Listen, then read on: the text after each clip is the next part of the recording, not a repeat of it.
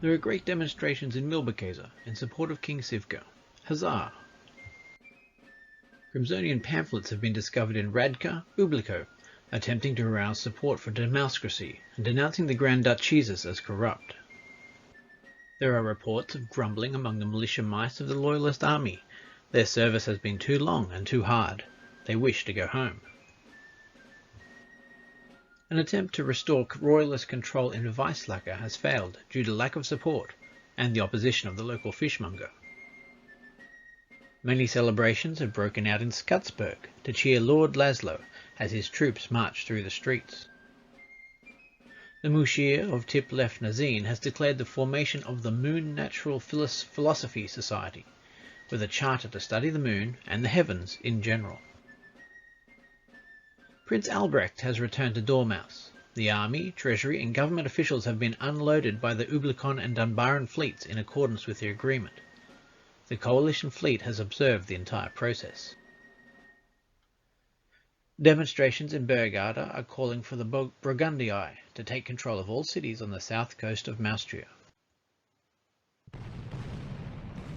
Midsummer weather is again very hot, and this may be the reason the Royalists have not advanced through the gap to capture the Bergkäse, though there are also rumours that the Royalists and Loyalists have reached an understanding. They will focus their attention on the growing strength of Crimsonia and Burgundii.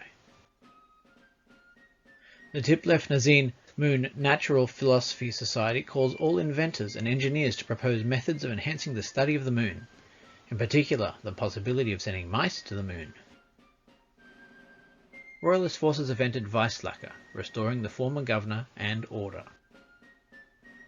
West Thueben forces have entered Dormouse, but Prince Albrecht refuses to surrender. Instead, his army marches north.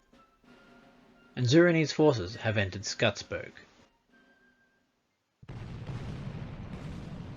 Mertzeviers, head of the United Cities of West Thueba, has been shot and mortally wounded on the steps of the Lesser Yellow Shrine. The assassin has been detained and will be interrogated. The Mertz's final words were recorded as, "Greed has poisoned mice's souls, has barricaded the world with hate, has rat-stepped us into misery and bloodshed." Reports from Loyalist Maustria indicate that the Gudarian regime is cracking down on suspected spies. Thus far, the security forces have arrested a good human mouse, an usher, and a nun. The Academy of Advanced Wheezers of Tiplef Nazin has held a Mousefolia balloon competition. Many competitors have come from all over Mousropa to demonstrate their expertise with these dangerous contraptions. Crimsonian forces have entered Skutsburg. The city was undefended as Prince Albrecht has marched the Zurinese army north and east to Fakovihugel. Zurinese partisans have launched attacks on Crimsonian forces entering Skutsburg. Parts of the city docks and important granary have been destroyed. There will be no income from Skutsburg for this season. A group of disgruntled Zurinese officers have attempted to arrest Prince Albrecht and overthrow his government, but one of the conspirators did not tie his boots and tripped at an inopportune time. The prince was alerted and the officers arrested. A pro-Burgundii rebellion in Weislacker has been repressed by the Royalist militia.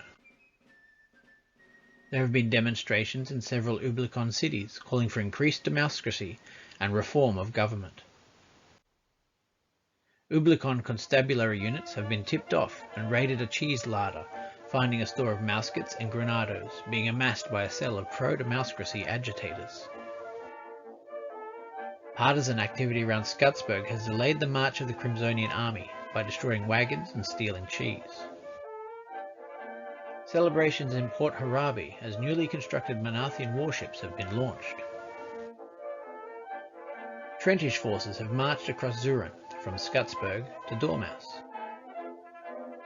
Chaos in Fakovihugel. Zurinese supply wagons have been attacked by various agents. This, combined with the attempted coup attempt, means the army will be delayed in their march this month.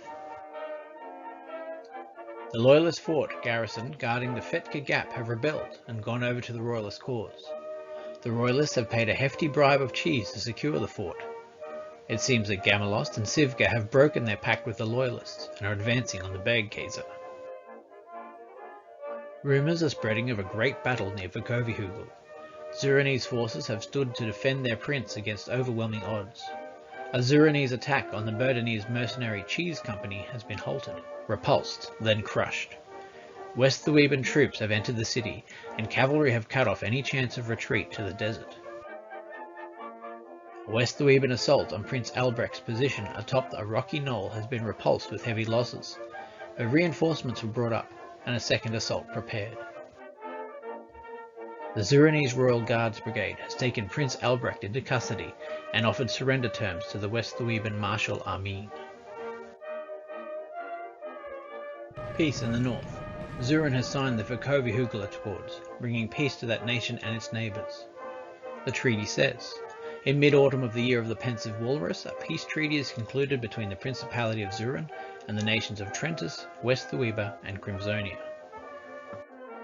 Zuran may not declare war on or be declared war against for a period of 18 months.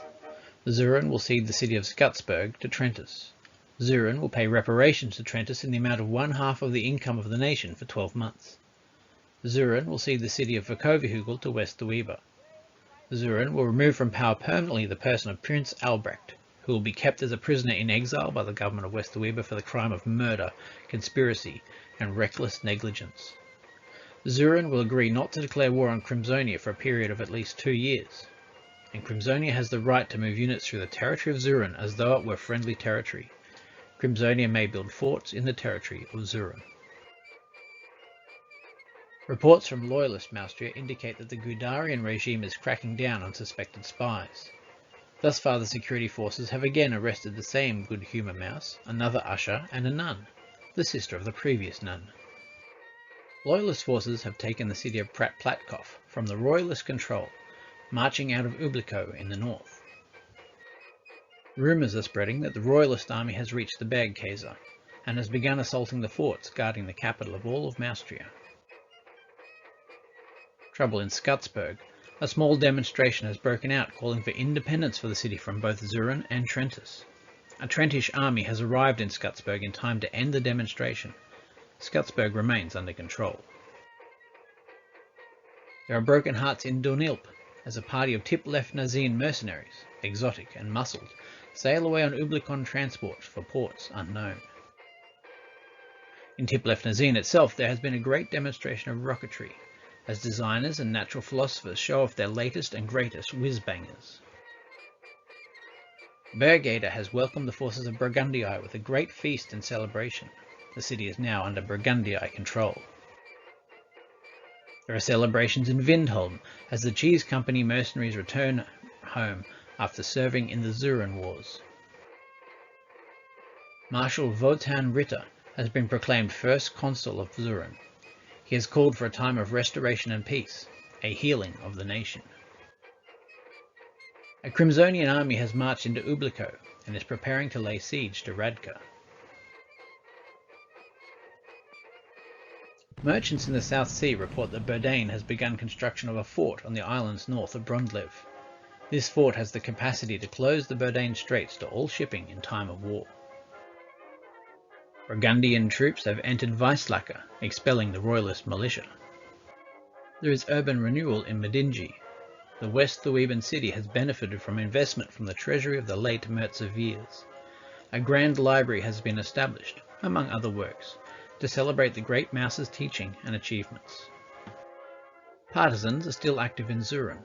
Small bands of rebels and bandits have attacked Crimsonian supply lines between Hoanida and the Ublico Gap. Revolutionaries have attempted to seize government buildings in Marijaberg, Ublico. The rebels have been dispersed without much incident, but there are growing concerns about the stability of the Grand Duchess's regime. A group of Ublicon partisans have attacked a Crimsonian patrol in the upper reaches of the Gap, slightly hindering the army's withdrawal to the heights. The attack has failed spectacularly, and the Crimsonians report they have actually captured more ammunition and supplies than they lost in the encounter. Lord Laszlo has appealed for calm in the city of Skutsburg. Unfortunately, a hot gust of wind from the northern sea blew the speech from his pores, and the address had to be given off the cuff. The citizens of Skutsburg did not take kindly to being called spoils of war. There are rumours of disquiet in Stilwen, and a possible change in government. Loyalist spies have been caught attempting to infiltrate the Royalist supply depot in the Fetka Gap. No damage has been done. Loyalist forces have taken the city of Garland from the Royalists. Rumours are spreading amongst Crimsonian and Manathian forces in Ublico that they are being pursued by Penella's Valkyries, a force of mythical cavalry. But no such force has presented itself, and the Allied armies have withdrawn from Radka without incident, arriving in the Ublico Gap without incident. A Royalist officer has appealed to the citizens of Khlatkov to donate cheese and labour to construct a fort to protect the city from the war in the north. After a rousing speech, the only response was, "That fellow speaks pretty, don't he?" The Milbekaese has fallen to the forces of the Royalists, who assaulted the city's defences in a series of bloody onslaughts. Many thousands of Royalist soldiers have been killed in the attacks. The City of Kings is once again under Royalist control. Early winter is marked by 2 solid weeks of snow and 1 of rain in the south. Movement is reduced by half for this month. Ublicon agents have exposed a pro-democracy ring active in Radka. 7 revolutionaries have been arrested and operations hampered. Crimsonian patrols have swept up the last Zuranese partisans operating between Skutsburg and the Crimsonian army high in the mountain passes. There's been no disruption to supplies this season. Trouble in Skutsburg. An angry mob has pelted the city hall with balls of rotten brie. Trentish troops garrisoned the city have restored order. Loyalist agents have attempted to destroy Royalist supply lines in the Fetka Gap. They have instead attempted to set fire to a frozen swamp and have been captured while searching for more matches. Royalist forces have retaken Platkov. Westerweben mercenaries, acting for the Royalist cause, have retaken Garland after a brief skirmish with Loyalist militia. Burgundii forces have taken Montgrun after a brief skirmish with local militia. A Royalist army has arrived at the Burgundii-controlled city of Backstein and placed it under siege. The city has an impressive set of defences. A series of parades and celebrations have been held in Skutsburg, as the populace rejoices in being part of the glorious nation of Trentus. Midwinter weather is furchtbar. 3 solid weeks of snow in the south and 1 of rain. The north has 2 solid weeks of snow and 1 of rain. Raiders have interfered with the supply situation of the Maustrian Loyalist Corps of Penella. The Corps will be hindered in marching this season. Even amidst all the snow and rain, some mice have enough energy to cause trouble. There has been a rebellion in Platkov to turn the city over to the Loyalists, but Pigafetta's corps is still in the city, having been hindered by saboteurs and other shady characters. Platkov remains under the control of the Royalist forces. A strange sight near Garland. Agents unknown have been travelling around with big signs that say south, but for some reason they have been pointing them at the sky. Confusion reigns supreme. Frozen cheers in Port Harabi as a new ship of the line is launched bearing Manathian colours. An avalanche in the high mountains of the Ublico-Zuran Pass has fallen on the Crimsonian supply depot, and the depot has been destroyed. Unrest in Quillota, calling for a Burgundian takeover, has been quelled by the city's fortress garrison. Quillota remains under the control of the Royalist forces. Another pro-democracy revolutionary cell has been unmasked in Mariageburg. The movement has been seriously damaged. In the south there are 2 weeks of snow and 2 of rain. In the north there is 1 week of snow and 3 of rain. A party of Crimsonian agents have been captured near Mariageburg, Ublico, reportedly looking for the cheese company. A Loyalist rebellion has broken out in the Milbekaise, inflicting destruction on the Royalist garrison. The fort has been heavily damaged, but the city remains under Royalist control. Backstein has spent the winter under siege by Royalist forces, but little to no damage on the defences has been inflicted. There are multiple raids from all sides in and around Platkov, light cavalry attacking and defending important locations. In one notable exchange, a gloriously clad member of Penella's Valkyries has slipped on some black ice while shouting defiance at the Royalist forces, resulting in much merriment and joy. There are rumours spreading of a battle in the snow and mud north of Pratlatkov. The Countess Penella commanded a loyalist army with Tiplev-Nazin and Dunbaran mercenaries of almost 60,000, attacking General Pigafetta's royalists with West Luweban mercenary support of some 35,000. The battle was brutal and short. In the end, the loyalist forces have taken Pratlatkov, and Pigafetta has retreated to the south.